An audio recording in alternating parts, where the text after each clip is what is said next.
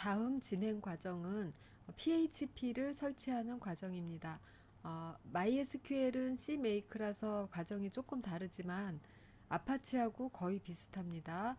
데몬이 떠 있으면 킬 시키고 설치된 패키지 기존에 있었으면 지우고 새로 설치할 거니까요.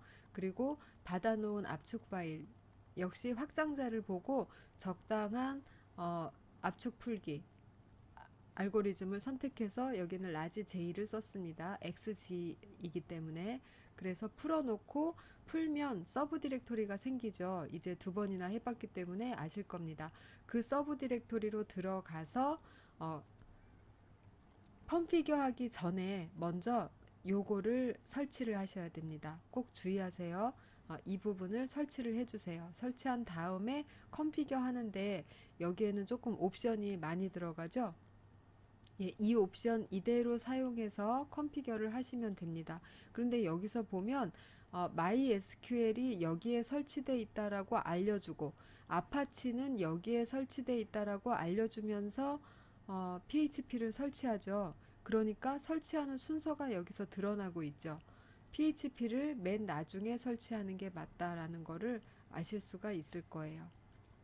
그리고 아파치 컨피규레이션 디렉토리도 알려주고 있습니다. 그래서 여기 있는 이거 지금 한 줄에다 쓰시는 거예요. 한 줄에다가 엔터키 없이 여기서부터 여기까지 긁어서 그대로 복사 붙이기 해서 사용하시면 됩니다. 그래서 컨피겨 마치고 나선 보통의 것처럼 make 인스톨 하시면 사용할 수 있게 됩니다. 사용할 수 있게 된 다음에 php.ini라는 파일이 루트 디렉토리, 그러니까 이 프로젝트의 루트 디렉토리에 생겨요. 그것을 어, 생기는 것은 php.ini 다시 프로덕션인데 이것을 이름을 요걸로 바꿔서 이 아파치에 있는 컨피규레이션 안에다가 복사해 줍니다. 이렇게 복사를 함으로써 아파치가 PHP 모듈이 어디 있는지 알아챌 수 있게 됩니다. 그런데 파일만 복사해서는 알아챌 수가 없겠죠. 그렇기 때문에 이렇게 아파치 컨피규레이션 안에 PHP 정보를 넣어준 다음에 파일로 넣어준 다음에 다음 페이지 갑니다. 넣어준 다음에 아파치 데몬을 재시작시킵니다. 그렇게 하면 아파치가 PHP 모듈을 인식하게 됩니다. 자, 그럼 재시작하는 과정을 한번 보겠습니다. 아파치 웹서버가 PHP 확장자를 가진 파일을 해석할 수 있도록 아파치 웹서버는 HTML 파일들만 다루고 있죠. 그런데 .php로 끝나는 프로그램 스크립트 파일이죠.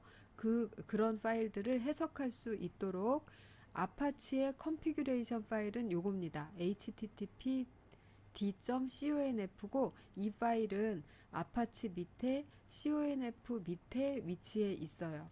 그래서 이 파일에다가 PHP 모듈들을 이런 확장자를 가진 것들은 PHP로 해석해라 라고 알려줘야 됩니다. 그래서 이 파일을 열어서 VI 에디터로 열어서 이 두 줄을 추가해주면 되는데 추가해주는 영역은 마인 모듈이라는 영역 안에 이 두 줄을 추가해주면 돼요.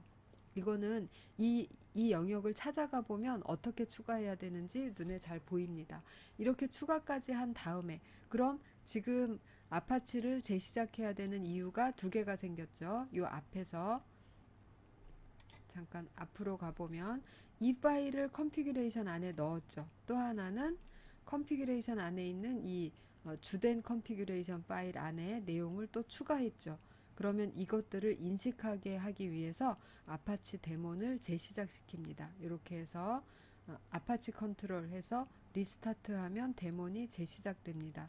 그러면 이제 아파치랑 MySQL이랑 아파치랑 PHP가 협업이 되면서 웹브라우저에 접속하면 웹브라우저로 그러니까 지금 같은 로컬 컴퓨터 안에서 서버도 돌고 있고 웹브라우저니까 클라이언트도 돌고 있는 거죠. 그래서 요거는 나 자신이죠. IP 주소 중에 루프백이잖아요. 그래서 나 자신한테 접속해 보는 겁니다. 즉, 로컬에 있는 서버에 접속해 보는 거예요. 그래서 페이지가 뜨나 확인을 하면 이제 제대로 설치되었는지 확인이 끝나게 됩니다.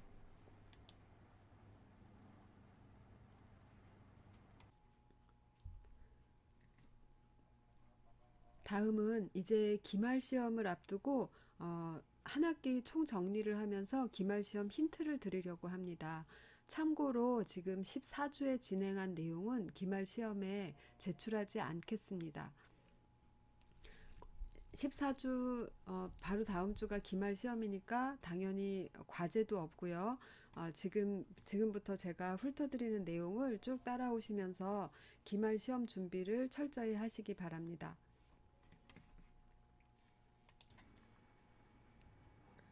먼저 제가 기말 시험 관련 공지에서 과제 내용 위주로 강의 자료 내에서 응용하여 출제라고 했는데요.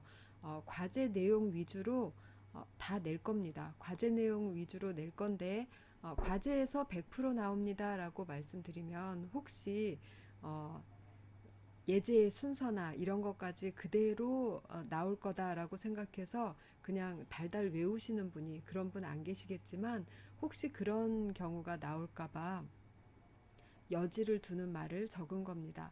과제 내용과 같은 포맷으로 그렇게 낼 것이고 또 과제에서도 제가 이런 서술형을 요구하는 과제를 낸 부분이 있어요. 이런 부분들 자세히 보시면 과제 안에서 기말 시험을 충분히 소화하실 수 있게 내도록 하겠습니다. 그런 의미에서 과제를 잘못 제출하셨어도 제가 과제 돌아보기 같은 걸 다 해드리지 않았기 때문에 혹시 과제를 내고도 내가 맞았다라고 그냥 생각하고 틀린 답을 생각하고 계시는 분 있을까봐 서술형 먼저 차례대로 서술형이 그렇게 많이 나가지 않았어요. 4회만 나갔습니다. 그래서 4회의 서술형 먼저 풀어드리고 그 다음에 조금 더 얘기하고 그것으로 끝맺음을 하려고 합니다. 먼저 4주 과제에서 이런 얘기가 나갔어요. 표준 입출력 장치 세 가지에 대해서 서술하시오 하고 번호와 설명을 모두 포함하라고 했죠. 요거대로 말씀을 해주셔야 됩니다. 그럼 보도록 하겠습니다. 먼저 표준 입력은 이름이 stdin이다. 그리고 설명으로는 입력을 담당하는 키보드다, stdin이다 이런 말을 쓰시면 되겠어요. 그리고 숫자로는 0번으로 표기된다. 다음에 똑같이 표준 출력은 모니터다, stdout이라는 이름을 가진다. 번호는 1번이다. 표준 에라는 화면이다. 똑같이 이 스탠다드 아웃풋하고 똑같이 모니터다. 그리고 stderr이라는 이름을 가졌다. 숫자로 2번이다. 이렇게 해주시면 되겠습니다. 다음 문제는 리다이렉션과 파이프는 공통적으로 한 프로세스의 표준 출력을 다른 쪽으로 돌려준다 라고 했어요. 차이점은 그럼 뭐고 무엇인지 설명하고 각각에 대한 예시 명령어를 하나씩 써라. 리다이렉션이라는 거를 표시하는 거는 꺽쇠로 표시하죠. 파이프라인은 이렇게 세로 바로 표시를 하고요. 그럼 설명 부분 봅시다. 리다이렉션은 어떤 프로세스의 입출력을 표준 입출력이 아닌 한 프로세스 기준으로 표준 입력, 표준 출력을 키보드나 모니터 아닌 다른 입출력으로 변경할 때 사용한다. 주로 표준 입출력을 파일로 변경할 때 많이 사용합니다.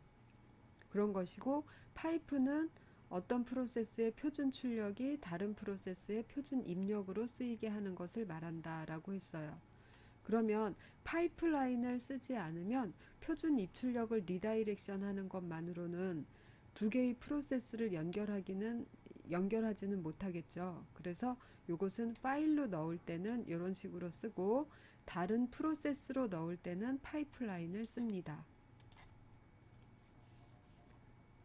구분이 잘 되시겠죠? 예, 그래서 이렇게 설명을 하고 예시를 들으시면 돼요. 그리고 꺽쇠 하나하고 두 개인 것은 어떻게 다른지 아시죠? 하나는 생성하고 두 개는 덧붙입니다. 다음은 쉘 관련해서 주요 설정 파일 4개가 무엇인지는 외우고 계셔야지 이걸 쓰실 수가 있겠죠. 프로파일과 배시 RC인데 일단 4개에 대해서 파일 이름 적고 적용 대상, 시스템 전체냐, 해당 사용자냐, 그게 적용 대상이겠죠. 어떤 내용을 설정하는 파일이냐, 두 부류죠. 이것도 2개 부류, 이것도 2개 부류. 파일 이름 2개만 외우면 돼요. 먼저 프로파일이라는 것이 있는데 시스템에 대한 설정 파일은 이름이 프로파일, 각 사용자에 대한 것은 점 앞에 점이 있는 거에 유의하세요. 점 배시 프로파일입니다. 그리고 프로파일 안에서 설정하는 내용들은 환경 변수와 프로그램 관련 부분이 설정됩니다. 그리고 배시 RC는 시스템 전체용 파일은 ETC의 배시 RC고 사용자별 파일은 점 배시 RC죠. 그리고 점이라는 이 점 배시 RC나 점 배시 프로파일은 각 사용자의 이 물결이 뭔지 아시죠? 홈 디렉토리에 있다 라는 거 아시면 되겠어요.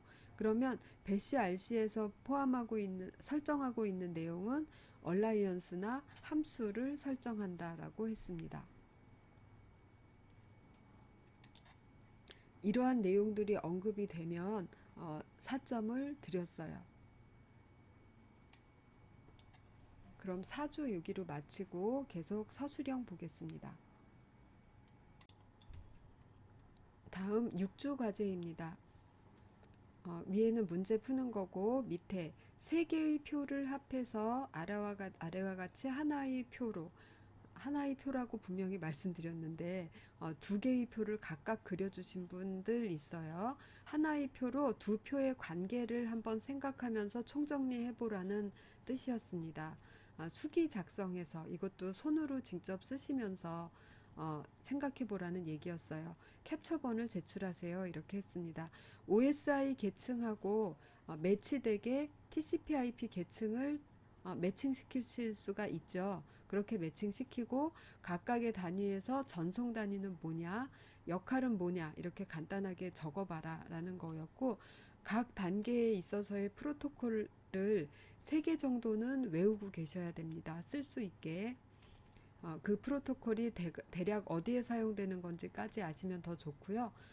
어쨌든 요구한 대로 지금 작성하신 예를 한번 보여드릴게요. 이 영상이 혹시 돌아다닐 수 있을까봐 개인정보 때문에 누구의 과제 제출물인지는 말씀 안 드리겠습니다. 본인은 아실 거예요. 잘 작성하셨어요. 지금 OSI 계층 밑에서부터 7개 계층 다 썼고 전송 단위 뭔지 썼습니다. 그리고 역할 하나하나 제가 불러드리지 않아도 정리하실 수 있을 거예요. 그리고 거기에 매칭되는 TCP/IP 계층을 제자리에다가 써서 정확하게 이거는 이거랑 매칭이다, 이건 이거랑 매칭이다라고 표시를 해주셨어요. 그리고 거기에 매칭되는 프로토콜은 TCP/IP 계층에 대해서 쓰시면 인정해 드렸습니다. 프로토콜을 적절하게 골라서 쓰셨어요. 그리고 전송 계층 아래쪽으로는 TCP 아니고 전송 계층 아래쪽으로는 시스템 콜에 의해서 사용되어지는 부분이죠. 세션 계층 포함해서 위쪽으로는 응용 프로그램들이 제어할 수 있는 공간들입니다. 그래서 전송 단위도 이렇게 여기서 딱 갈라진 것처럼 이 윗부분은 데이터라고만 써 있습니다. 데이터라는 건 응용 프로그램에서 다루는 단위로 움직이면 된다라는 얘기예요. 이 아래쪽에 각 계층에서의 전송 단위도 꼭 알아두시기 바랍니다. 이 표는 매우 중요해요.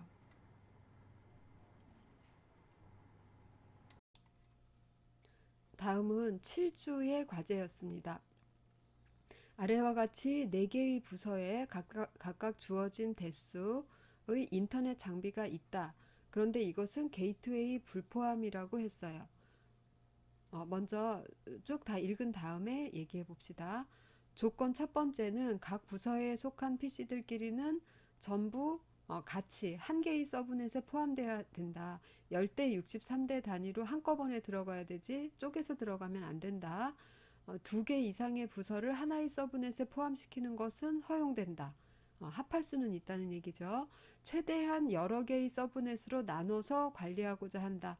그러니까 서브넷을 쪼갤 수 있는 한도 내에서 2개, 4개, 8개 이렇게 최대한 잘게 쪼개라 라는 얘기예요.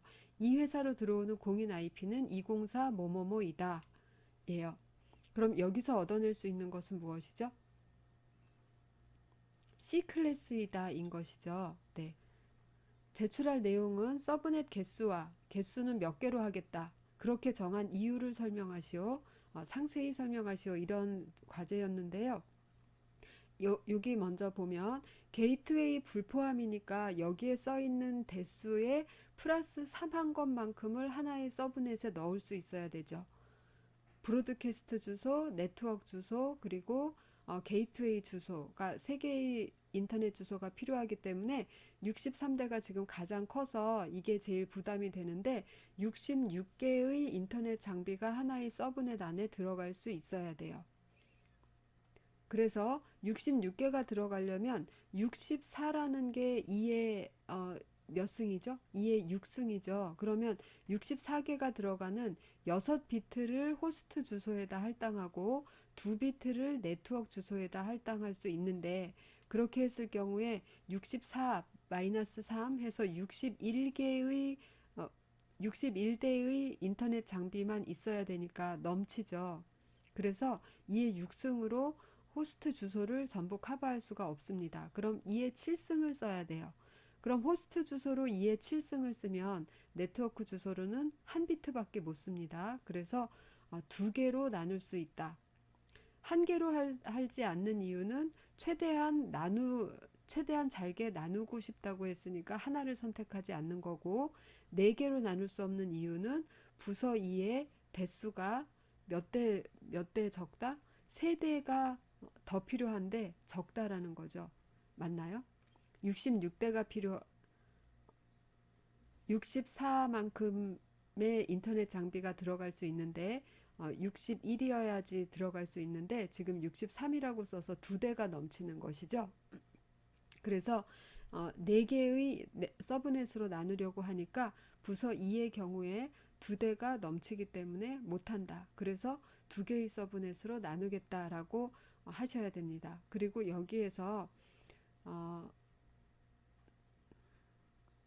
아래 2개를 제외한 IP 개수를 사용하여 사용 가능한 IP 개수를 파악한다라고 했는데 지금 여기에서도 네트워크 주소, 브로드캐스트 주소, 그 다음에 게이트웨이 주소까지 포함하면 3개를 뺀 개수가 들어가야 되겠죠. 그리고 여기에서 공인 IP가 이거이므로 C클래스에 해당한다. 이 C클래스라는 말을 반드시 언급해 주셔야 됩니다. B클래스다 그러면은 더 작은 그 네트워크 개수가 더 많이 나올 수 있겠죠. 그래서 이게 지금 C클래스 상황이기 때문에 2개로 나누게 되었다라고 이거를 언급을 해 주셔야 돼요. 다음은 이 친구는 지금 서브넷 마스크 1개 사용할 때, 2개 사용할 때, 4개 사용할 때 서브넷 마스크가 4개는 아니겠죠. 1비트, 2비트, 3비트를 얘기하는 것일 겁니다.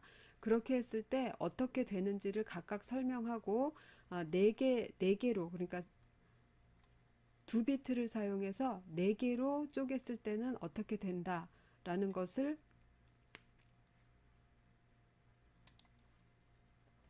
어떻게 된다라는 것은 당연히 저기 부서 2에서 개수가 모자란다는 걸 설명하는 것이겠죠. 그런 설명을 했고 그래서 2개로 나눴더니 나머지 3개의 부서를 하나의 서브넷으로 묶고 그 다음에 부서 2를 하나의 단독으로 서브넷으로 묶고 이렇게 해서 서브넷 2개로 하면은 충족이 된다. 서브넷을 1개로 만드는 것은 더 쪼갤 수 있는데도 안 쪼개는 것이니까 그렇게 하지는 않는다. 그래서 서브넷 2개로 해야겠다라고 결론을 냈습니다. 여기서 중요하게 언급해야 될 키워드들은 이렇게 냈을 경우에, 이런 문제를 만났을 경우에 중요하게 언급해야 하는 키워드들은 일단 서브넷 개수가 2개라는 거 언급을 해야 되겠죠. 그리고 C 클래스이다 라는 것을 언급을 하셔야 됩니다. 그리고 63개인 짜리인 부서가 있기 때문에 4개로 나누지 못한다를 언급을 해야 되고, 1개로 나누는 것은 최대한 잘게 나누고 싶기 때문에 1개로 만들지는 않는다. 그래서 1개도 아니고 4개도 아닌데 1개가 안 되는 이유, 4개가 안 되는 이유를 각각 설명해 준 다음에 그래서 2개로 선택했다라고 설명을 해 주셔야 됩니다. 그냥 2개 이렇게 하면 안 되고, 네, 그래서 4가지 사항, C클래스다, 4개로 할 수 없다, 1개로 할 수 없다. 그래서 2개 이렇게 언급을 해주시면 만점을 드렸어요.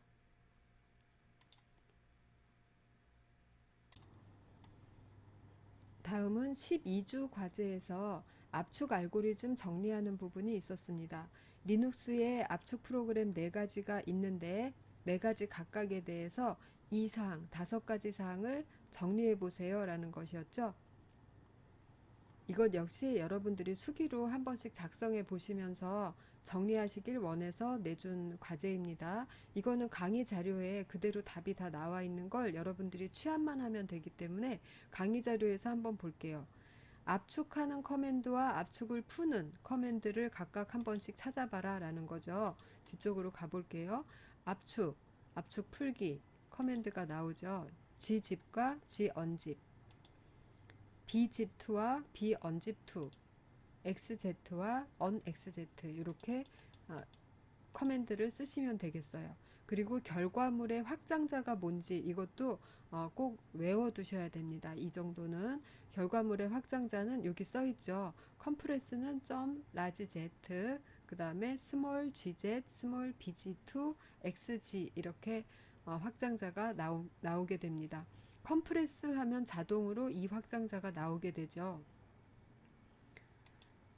다음은 타르에서 사용할 때의 옵션, 이것 역시 외워야 된다는 거 아셨죠? 이번에 그 14주에서 진행을 할 때도 파일을 내가 받았는데 그 파일이 이런 확장자를 가지고 있다. 그러면 타르에서 XVF 할 때 그 앞에 스몰 j 옵션을 써야 된다라는 거를 알고 있어야 되죠. 예, 그래서 이것도 역시 외워야 될 필요성이 있습니다. 특징을 간단히 설명해라 라는 것은 이 압축률의 순서가 가장 일단은 중요하고요. 순서는 당연히 가장 압축률이 낮은 것이 제일 먼저 나온 것이고, 압축률 높은 것이 가장 최근에 나온 것이겠죠.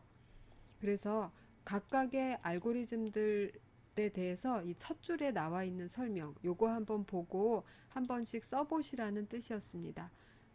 GNU에서 컴프레스를 대체하기 위해서 gzip이 나왔다. 그리고 누구의 블록 정렬 알고리즘과 허프만 코딩을 이용해서 만든 압축 프로그램이다. LGMA2라는 알고리즘으로 데이터 무손실 압축을 한다. 손실 압축이면 당연히 데이터에는 쓸 수 없습니다. 데이터는 무조건 무손실. 예, 이런 사항들 한 번씩 정리하면서 작성하셨으면 이 과제는 됐고요. 과제는 됐지만 시험에 대비해서는 이 사항들 외워두시기 바랍니다.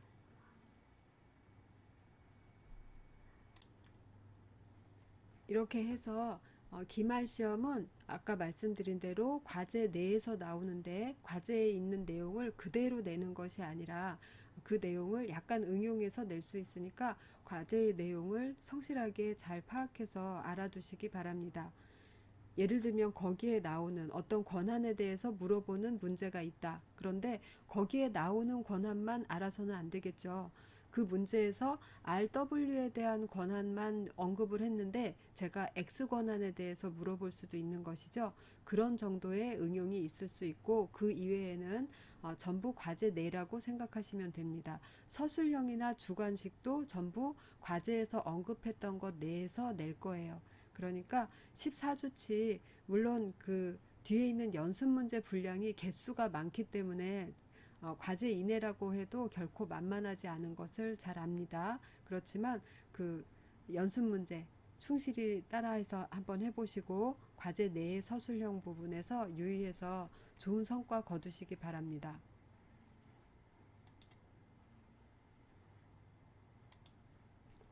그리고 과제 늦게 제출한 것에 대해서 말씀드릴 게 있는데요. 제가 과제를 추가 제출을 받으면서 6주차까지인가 추가 제출을 받았죠. 그리고 그 다음부터는 기한 안에 잊지 말고 내주시라 이렇게 당부를 드려서 추가 제출 안 받고 있었습니다. 그런데 간혹 이메일로 늦었습니다 하면서 추가 제출 하신 분들이 계셨어요.